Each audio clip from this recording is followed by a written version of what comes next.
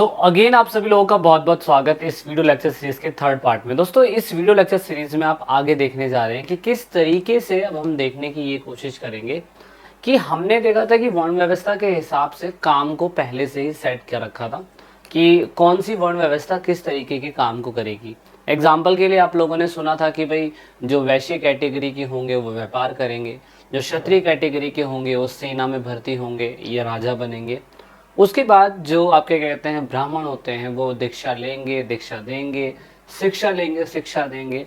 और जबकि शूद्र जो होते थे वो इस कैटेगरी के होते थे कि वो समाज के अंदर इन तीनों वर्ग के लोगों के लिए काम करेंगे। लेकिन असल में ड्यूरिंग दैट टाइम पीरियड जिस समय महाभारत जैसे इंसिडेंट हुए थे, उसी के टाइम पीरियड के बाद भी हमने काफ़ी ऐसे उस टाइम पीरियड पे एग्जम्पशन देखे, अपवाद देखे, जो सही मायने में पूरी तरीके से ये दिखाने की कोशिश करता है कि उस टाइम पीरियड पे भी जो क्षत्रिय और ब्राह्मण, जो क्षत्रिय नहीं भी थे वो भी राजा बने थे। तो इसका जीता जाता एग्जाम्पल इस वीडियो लेक्चर सीरीज के थर्ड पार्ट में आएगा। आई होप आप सभी लोगों ने हमारा ऐप डाउनलोड करा होगा। वीडियो के डिस्क्रिप्शन में हमने ऐप दे रखा है। आगे बढ़ने की कोशिश करते हैं, वो है नॉन क्षत्रिय किंग यानी कि अक्षत्रिय राजा। दोस्तों यहाँ पे अक्षत्रिय राजा में अकॉर्डिंग टू द शास्त्र अगर हम देखें तो क्षत्रिय ही सपोर्ट करता है किंग बनने के लिए। लेकिन अगर हम चंद्रगुप्त की बात करें, आपने सेकंड चैप्टर के अंदर चंद्रगुप्त के बारे में पढ़ा होगा। चंद्रगुप्त के अंदर हमने ये भी जानने की कोशिश करी थी कि उनकी वर्ण व्यवस्था के हिसाब से देखा जाए तो उन्हें लो ओरिजिन यानी कि लो कास्ट यानी कि कहीं ना कहीं शुद्ध कैटेगरी का माना जाता था, फिर भी चंद्रगुप्त जो है राजा बने थे। एंड देन शुन और कंवन जो थे वो अपने आप को ब्राह्मण बोलते थे, फिर भी राजा बनाए थे, गए थे इनकी सत्ता के बाद। सातवाहना डायनेस्टी के लोग भी अपने आप को क्या बोलते थे, वो अपने आप को वैश्य कैटेगरी के बोलते थे और फिर भी राजा बने। इवन कहीं कहीं पे सातवाहना जो अपने मदर का सरनेम लगाते थे वो अपने आप को ब्राह्मण भी बोलते थे, तो वो भी राजा बने।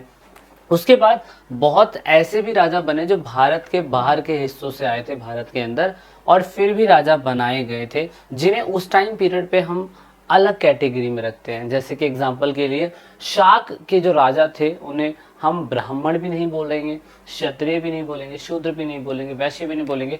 तो ऐसे कैटेगरी में जो लोग बाहर से भारत में आके बसे थे उनके शब्द का नाम था मलेच। मलेच शब्द का इस्तेमाल उस टाइम पीरियड पे होता था राजा के यूज करने के लिए। मतलब ये उस समय पे डिस्क्राइब करने के लिए शब्द था इन लोगों के लिए जो आउटसाइड से आके यहाँ पे राजा बने, लेकिन वो किसी भी वर्ण व्यवस्था के अंदर नहीं आते हैं, उन्हें मलेच कहा गया। इवन रुद्रामन जो है शाक के राजा माने जाते थे, शाक क्लेन के राजा माने जाते थे। और उस टाइम पीरियड के अंदर अगर आप देखो तो इन्होंने सुदर्शन लेक भी रिबिल्ड करवाया था। इसके ऊपर एक्स्ट्रा क्वेश्चन भी पूछा जाता है कि सुदर्शन लेक जो है वो गिन्नौर में लोकेटेड है, और ऑफ कोर्स इसे चंद्रगुप्त मौर्य ने रिबिल्ड करवाया था। एंड देन पुष्प गुप्ता जो है उन्होंने भी इसको बनवाया था। एंड देन उसके बाद सुदर्शन लेक का निर्माण दोबारा से अगर आप देखो तो शाक के राजाओं ने भी इसको बनवाया था। इट मीन्स दैट हम ये कह सकते हैं कि हमारे इंडिया के अंदर जिस समय महाभारत जैसा कॉन्सेप्ट था और धर्मसूत्र और धर्मशास्त्र चल रहे थे, तो उसके अपोजिट में दूसरी और चीज़ें भी हो रही थी। यानी कि जो ब्राह्मण कैटेगरी से थे, जो क्षत्रिय थे, मतलब क्षत्रियों के अलावा जो जितनी भी कैटेगरी या वर्ण व्यवस्था से आते हैं वो राजा बनाए गए थे। इवन गोत्र की इंपॉर्टेंट हमने देखी कि गोत्र जो है वो महिला जो है अपने हस्बैंड का सरनेम जो होता है, गोत्र जो होता है, वो शादी के बाद अडॉप्ट कर सकती है। लेकिन बहुत ऐसे भी जो थे जो अपने मदर का सरनेम लगाते थे, तो ये भी थोड़ा सा अलग था विवाद। अब तो इवन यहाँ पे सातवाहनों के बारे में एक अलग से एक मिथ है जो बताने की कोशिश एनसीईआरटी करती है। वो बताती है कि जैसे गोत्र के अकॉर्डिंग अगर ये बोला जाए कि भैया गोत्र के अंदर जो एक गोत्र की जाति की शादी की बात जब होती है तो सेम गोत्र में शादी नहीं होनी चाहिए, पर सेम वर्ण व्यवस्था के अंदर हो सकती है। एग्जाम्पल के लिए कोई ब्राह्मण कैटेगरी का बंदा है तो वो ब्राह्मण की कैटेगरी के अंदर शादी कर सकता है। तो ये वाली चीज अगर हम देखें तो he also claim to ensure that there was no intermarriage among the member of the four varnas. इन्होंने यहाँ तक इस चीज को दावा करके दिखाया था कि जैसे मान लीजिए कि कोई अगर किसी भी वर्ण व्यवस्था से है तो दूसरी वर्ण व्यवस्था से शादी नहीं करेगा। तो ये वाली शुरुआत जो थी सातवाहना डायनेस्टी के टाइम पीरियड में आई थी। अब ऐसा इसलिए होता था ताकि कोई किसी की जाति में शादी ना करके उसकी जाति को एक्वायर ना कर ले, ऐसा इसलिए होता था। तो उस टाइम पीरियड पे आप कह सकते हैं कि लोग अलग अलग जाति में उस समय पे डिवाइड थे, और जाति जो है वर्ण की व्यवस्था से बिल्कुल अलग होती है। जाति which share the common occupation profession and were sometimes organise into the guilds. ये होते क्या, पहले मैं आपको समझाने की कोशिश करता हूँ। एग्जाम्पल के लिए अगर हम देखें तो हमारी वर्ण व्यवस्था के हिसाब से, ब्राह्मण सूत्रों के हिसाब से 4 वर्ण व्यवस्था को डिफाइन करा जाता है। पहला अगर आप देखें तो ब्राह्मण है, दूसरा हम देखें तो वो वैश्य यानी क्षत्रिय हैं, दूसरा वो क्षत्रिय हैं, और तीसरा वो वैश्य हैं, एंड चौथा जो है वो शूद्र है।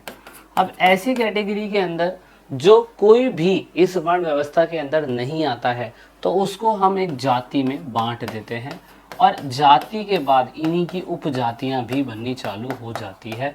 प्रेजेंट टाइम में आप बहुत सारी उपजातियां देखने की कोशिश करते हो। एग्जाम्पल बताता हूँ मैं।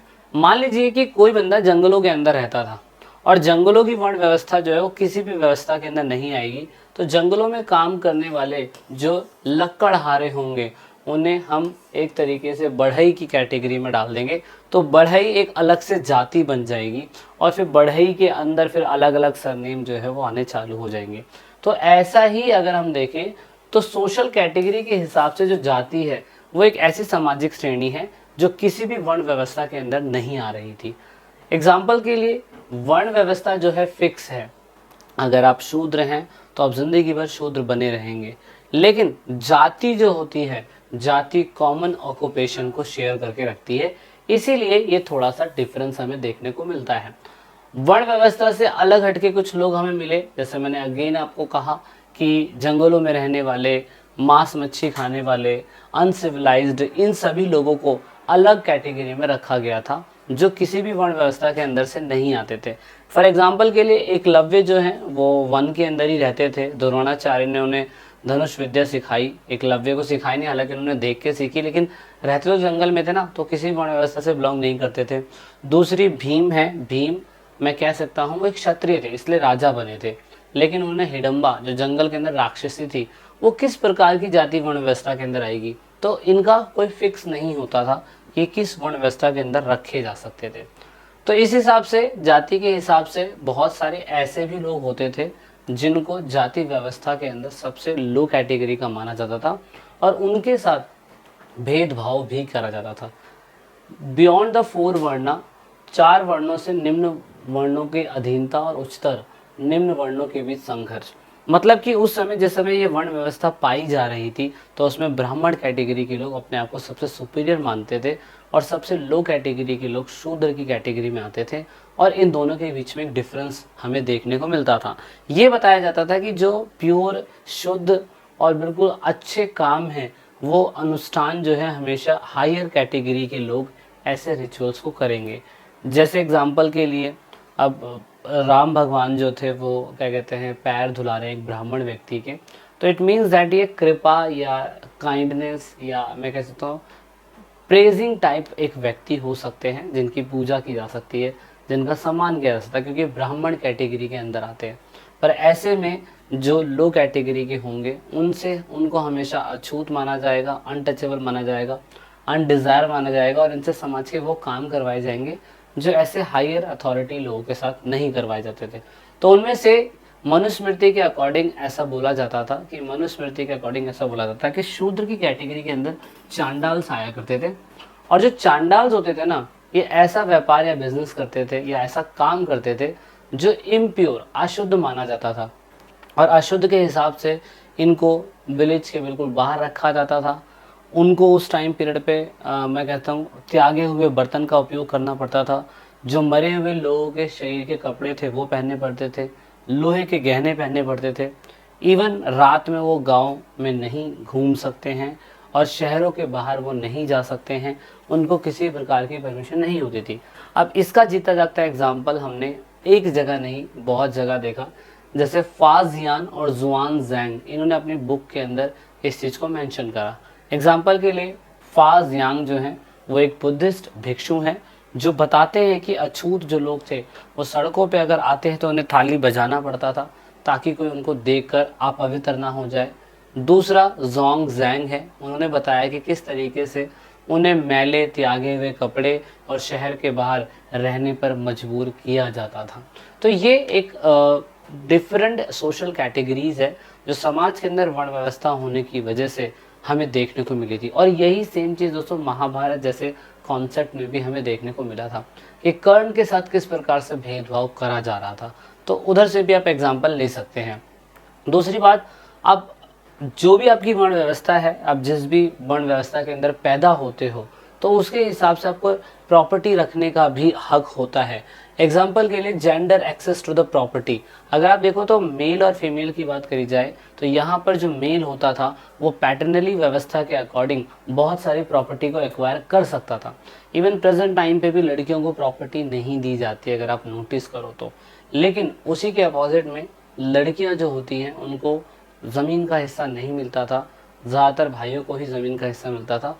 लेकिन लड़की को स्त्री धन मिलता था जो उसे मायके से, उसके भाई से, पेरेंट्स से उसको शादी के टाइम पीरियड में मिला हो, उसे स्त्री धन बोलते हैं। तो ऐसे में दोस्तों मनुस्मृति के अकॉर्डिंग ये बताया जाता है कि जो धन अर्जित करने का तरीका है पुरुषों का और मेन का वो अलग तरीके से है। हम नोटिस करें तो हमें पुरुष और स्त्री को संपत्ति किस प्रकार से अर्जित करवाई जाती है वो मनुस्मृति जो उस टाइम पीरियड पे धर्मसूत्र और धर्मशास्त्र जैसी मानी जाती थी उनके अकॉर्डिंग समझाने की कोशिश करी गई है कि कोई अगर मैन है, पुरुष है, तो वो 7 प्रकार से प्रॉपर्टी को एक्वायर कर सकता है, जबकि कोई स्त्री है तो वो 6 प्रकार से स्त्री जो है वो अपने धन को या ज़मीन को या चीज़ों को या किसी भी चीज़ को अर्जित कर सकती है। एग्जाम्पल के लिए परावती गुप्ता का बड़ा ही अलग है, तो उसके बारे में हम डिस्कस नहीं करेंगे, हमने पहले भी डिस्कस किया हुआ है। क्योंकि अब the criteria on which property is granted is as follow. अब कुछ मापदंड संपत्ति के आधार पर बता रखे हैं on the basis of gender और ऑन द बेसिस ऑफ वर्णा।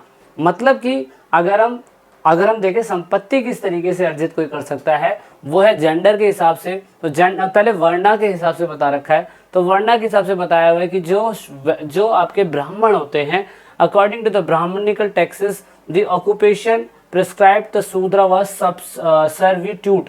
इट मीन्स दैट जो वर्णा के हिसाब से है वो बताया गया है कि जो लो कैटेगरी वर्ण व्यवस्था के अंदर शूद्र हैं वो ब्राह्मणी ग्रंथ के अनुसार सिर्फ और सिर्फ व्यवसाय और सभी तीनों कैटेगरी के लोगों के लिए काम करेंगे। और जबकि यहाँ पे हम बात करें तो फर्स्ट 3 वर्णा के लिए वो हमेशा सबसे ऊपर रहेंगे। तो ये थोड़ा सा इसमें दिखाने की कोशिश करी गई है। और गौतम बुद्धा ये बताते हैं कि जिस टाइम पीरियड पे गौतम बुद्धा का जो आइडियोलॉजी है, फिलॉसफी है, पूरे वर्ल्ड के अंदर फेमस थी, गौतम बुद्धा ने इस चीज़ के ऊपर बोला कि बिल्कुल गलत है। अकॉर्डिंग टू बुद्धिज्म बताया गया है कि यार on the basis of birth जो आपने काम और प्रॉपर्टी एक्वायर करने का तरीका बताया है वो बिल्कुल गलत है। क्योंकि अगर आप वर्ण सिस्टम के अकॉर्डिंग ये बोलोगे कि जो शूद्र हैं वो हमेशा लो रहेंगे और हमेशा वो तीनों ही कैटेगरी के लिए काम करते रहेंगे, तो ये बिल्कुल गलत है। क्योंकि अकॉर्डिंग टू ब्राह्मणिकल टेक्सेस जो भी चीज़ें बताई गई है, क्या पता ये उस समय की व्यवस्था के अकॉर्डिंग बनाई गई हो, लेकिन इसमें कुछ मतभेद भी तो हो सकते हैं। इसीलिए गौतम बुद्धा जो है इन चीज़ों से बिल्कुल परहेज करते हैं। उसके बाद बताया ये गया है कि शेयरिंग वेल्थ की प्रॉपर्टी के अंदर ये कहा जाता है कि जो व्यक्ति क्या कहते हैं प्रॉपर्टी को शेयर करता है, बांटता है लोगों के पास, वो दयावान यानी कि जेनियस होता है। जबकि जो व्यक्ति प्रॉपर्टी को एक्वायर करके रखता है, ग्रहण करके रखता है, वो घृणा का पात्र माना जाता है, मिजरली बोलते हैं इसे। तो ये थोड़ा सा बताने की कोशिश करी गई है। सोशल कॉन्ट्रैक्ट में गौतम बुद्धा बताते हैं अपनी बुक के अंदर, जो उन्होंने एक फिलॉसफी दी थी, उन्होंने बताया था कि सपोज मान लीजिए कि प्रॉपर्टी को एक्वायर करने का तरीका ब्राह्मणिकल लोगों का है। ब्राह्मण जो है वो प्रॉपर्टी को ले सकते हैं या दे सकते हैं, उन्हीं को ही प्रॉपर्टी दी जाती है। लेकिन बुद्धा बताते हैं कि ये कॉन्सेप्ट कई हज़ारों साल पहले ऐसा नहीं था। उनके अकॉर्डिंग अगर हम सोशल कॉन्ट्रैक्ट की बात करें या सोशल सिस्टम की बात करें जो बुद्ध के सिद्धांतों में बताई गई है, वो कुछ अलग तरीके से बताई गई है। उन्होंने बताया था कि पहले ऐसा होता था, राजा द्वारा प्रदान की गई सेवा के लिए भुगतान के रूप में लोग कर देते थे और ऐसी संस्था मानवीय पसंद पर आधारित होती थी। एग्जाम्पल के लिए मान लीजिए कि यहाँ पर क्या कहते हैं 5 पांडव जो हैं वो श्री कृष्ण जी की मदद लेने के लिए आए थे, क्योंकि ड्यू टू सम रीज़न की उनको प्रॉपर्टी जो है नहीं मिल रही थी। अब ऐसी कंडीशन में अगर 5 पांडवों की मदद क्या कहते हैं एज अ कृष्णा या किंग कर देते हैं, तो भाई उसके बदले में वो एक तरीके की उनको सेवा प्रदान करेंगे। और ये गेहूं, चावल, शक्ति, बल कुछ भी हो सकता है जो इनको सर्विस के रूप में दी जाएगी। तो ऐसे में यही व्यवस्था बाद में जाके ये होगी कि ये किंग बन गए। तो ये चीज़ थोड़ी सी अलग थी जो नहीं होनी चाहिए थी। और ये कॉन्सेप्ट गौतम बुद्धा ने बड़े आसानी से समझाने की कोशिश करी थी कि किस तरीके से कॉन्सेप्ट इवॉल्व हुआ होगा समाज में। सो गाइज, ये था हमारे वीडियो लेक्चर सीरीज़ के थर्ड पार्ट में। आई होप आपको चीज़ें समझ में आई होगी। अधिक जानकारी के लिए हमारा ऐप ज़रूर डाउनलोड करिएगा और मिलते हैं नेक्स्ट पार्ट में, फोर्थ पार्ट में, जो वीडियो का लास्ट पार्ट होगा। जय हिंद, जय भारत।